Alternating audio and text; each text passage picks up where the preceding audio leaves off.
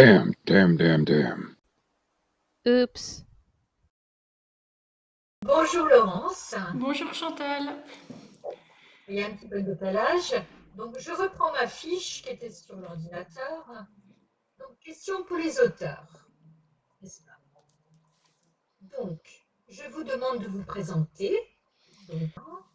Donc, Je suis née à Annecy, j'ai passé mon enfance à Dijon, j'ai commencé à travailler à Paris dans un cabinet d'avocats et maintenant je suis professeure documentaliste à Épinal dans les Vosges et j'ai un mari et deux grands garçons qui me soutiennent.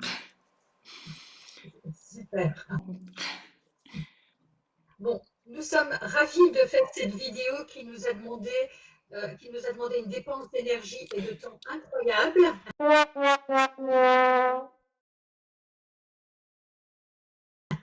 Mais nous sommes quand même arrivés à un résultat. On va pouvoir enregistrer. Donc, maintenant, vous vous êtes présenté, donc je vais vous demander de lire dans l'ordre. Je pense que c'est la quatrième de couverture.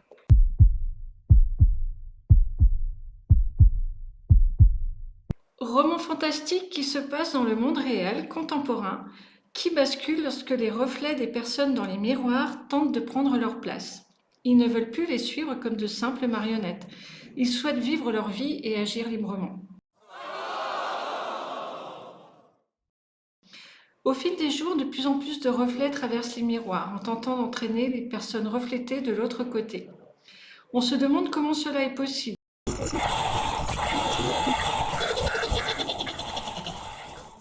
Jusqu'à ce que les scientifiques découvrent qu'un passage a été ouvert entre les deux mondes suite à une éruption solaire. On constatera plus tard que les destins des personnes et de leurs reflets sont liés.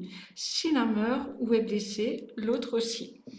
Donc c'est une situation inédite qui entraîne beaucoup de chaos, beaucoup de problèmes pour la société elle-même, notamment comment traiter ces personnes dont on ne connaît rien, dont on ne connaît pas le statut, mais dont il faut se protéger et s'occuper aussi.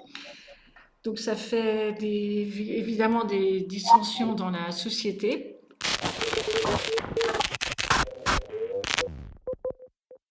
Et puis ce qui était intéressant aussi, c'est de se mettre dans la peau des personnages différents, aux caractères différents, face à des choses impossibles, j'espère. Mais en tout cas, voilà, c'était intéressant d'essayer de se mettre dans leur peau pour essayer de voir comment réagir.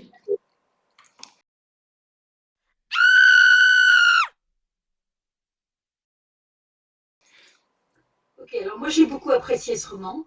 Merci. C'est très original. Ça sortait des sentiers battus. Donc je vais vous lire ma critique. Oh no. Note de l'éditeur. Je regarde derrière moi s'il est pas là, l'éditeur. Laurence Prin est professeure documentaliste dans le département des Vosges. Un mardi soir est son premier roman. L'originalité du scénario détonne sur les poncifs du genre dans la littérature fantastique. À cela s'ajoute la fraîcheur et la limpidité du style. Il se lit d'une traite et captive tout du long. Les chapitres s'égrènent et on reste suspendu à la suite, adhérant au scénario qui gagne en force et en plausibilité au fil de la lecture. Pour un premier roman, c'est une réussite.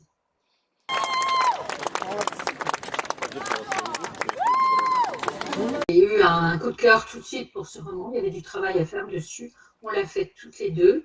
On a vraiment, comment dirais-je, nettoyé la pierre, dégrossi ce caillou brut pour en faire une pierre polie qui est très agréable à lire et passionnante. Merci beaucoup.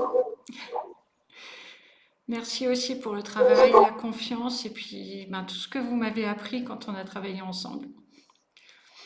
Je l'ai déjà appris de quelqu'un d'autre avant. Hein. Je n'ai fait que de vous retransmettre. C'est la vie. Bien sûr, je l'ai écrit avec, j'ai presque envie de dire, le cœur, l'imagination.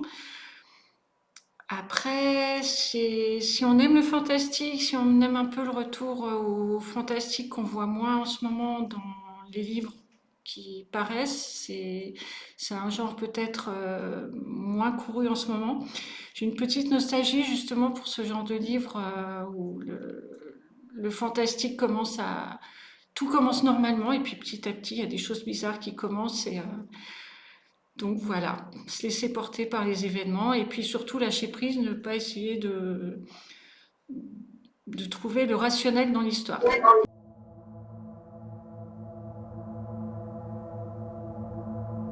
Et c'est une idée très originale et la développer, ça n'a pas été quelque chose de facile, enfin je suppose, et le développement est une réussite. Merci C'est ma beaucoup. conclusion. Et donc, aux personnes qui regardent notre interview, achetez ce roman, vous ne serez certainement pas déçus et ça va vous faire rêver, ça va vous faire réfléchir. Et voilà, c'est tout ce que j'ai à dire. Merci beaucoup.